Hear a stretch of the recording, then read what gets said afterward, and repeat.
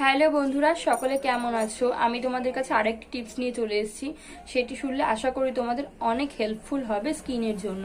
ঠিক আছে, চলো। অনেকেরই দেখবে মুখে তোমাদের মানে পিম্পলস হয়, পিম্পলস হওয়ার পর কমতে চায় না।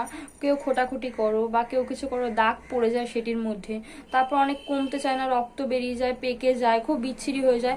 দিনকে দিন সেই পিম্পলসটি বেড়েই চলে। আর তোমরা সেটা কিছু ব্যবস্থা, অনেক কিছু করার চেষ্টা করো, কিন্তু কিছুতে কিছু তোমরা করতে পারো না। পরে ঠিক হয়ে যায়, পরেক্ষণে আবার হয়। এমন অনেক মানুষই আছো মুখের মধ্যে পিম্পলস একদম ভর্তি, পুরো কোনো জায়গায় যে পরিষ্কার এমন দেখা যাচ্ছে না, এমন অবস্থা অনেকেরই হয়ে যায়। তাই জন্য সবসময় নিজের মুখটাকে ক্লিন, সুন্দর, মানে গ্লোয়িং করে রাখার জন্য তোমাদের একটি টিপস বলবো। গ্লোয়িং তো সবার মুখে হবে, কারণ তার থেকে বড় কথা পিম্পলসগুলো একদম দূর করতে হবে। তার জন্য তোমরা করবে কি, তোমরা করবে হচ্ছে তরতাজা নিম পাতা ছিঁড়ে নিয়ে আসবে। কারো বাড়িতে থাকলে বা তোমরা নিজেদের বাড়িতে থাকলে আরোই ভালো হবে, কোনো অসুবিধা নেই। নিয়ে নেবে, নিয়ে ভালো করে ধুয়ে নেবে। ধুয়ে নেওয়ার পর কি করবে তোমরা, 3 দিনের জন্য, তোমাদের সবকিছু 3 দিনের জন্যই বলবো। 3 দিন হয়ে গেলে তোমরা যদি বোঝো যে না একদম ঠিক আছে, তাহলে তোমরা ব্যবহার করবে। যদি 3 দিনে তোমরা ফলাফল পাচ্ছ না, করতে হবে না। ঠিক আছে। নিম পাতা তুলে নিয়ে আসার পর অর্ধেক নিম পাতা আলাদা রাখবে। অর্ধেক নিম পাতা করবে কি তোমরা জলে সেদ্ধ করে নেবে। সেদ্ধ করে নেওয়ার পর স্প্রে বোতলে ঢুকিয়ে দেবে, যতক্ষণ না ঠান্ডা হবে অপেক্ষা করবে, স্প্রে বোতলে ঢুকিয়ে দেবে। তারপরে রাখবে। ওটা রাখার পর তোমরা কি করবে, ঠান্ডা হয়ে গেল কেউ ফ্রিজে ঢুকিয়ে দিতে পারো।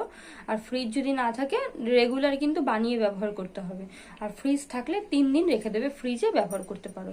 আগে এটা শোনো, এটা বানিয়ে নিলে, বানিয়ে নেওয়ার পর কি করবে, যে নিম পাতাগুলো আছে সেই নিম পাতাগুলো ভালো করে বেটে নেবে। বেটে তার সাথে হলুদ মিশিয়ে নেবে।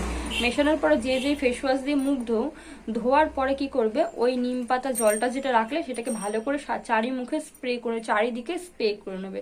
স্প্রে করে নেওয়ার পর কি হবে, যখন জলটা দেখবে শুকিয়ে গেছে, তারপর তোমরা কি করবে, রেখে দেবে। ওভাবে রেখে দেওয়ার পরে কি করবে, তারপর হচ্ছে মুখটা আবার ভালো করে ধুয়ে নেবে। ধুয়ে যে যে যে ক্রিম মাখো সেটা মেখে নেবে।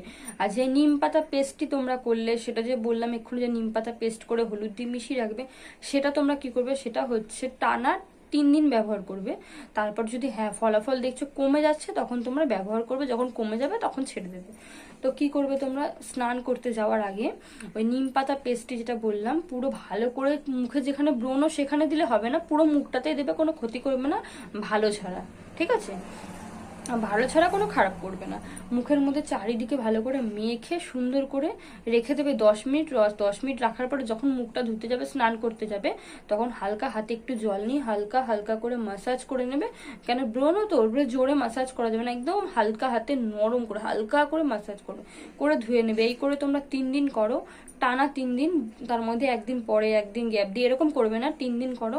তোমরা দেখতে পাবে তোমাদের মুখে যত ব্রণ আছে সব কমতে শুরু করে দিয়েছে, স্কিনটা পুরো প্লেন হয়ে যাচ্ছে, সুন্দর হয়ে যাচ্ছে। তোমরা এই টিপসটি পালন করে দেখো, একদম অসাধারণ রেজাল্ট পাবে। ঠিক আছে।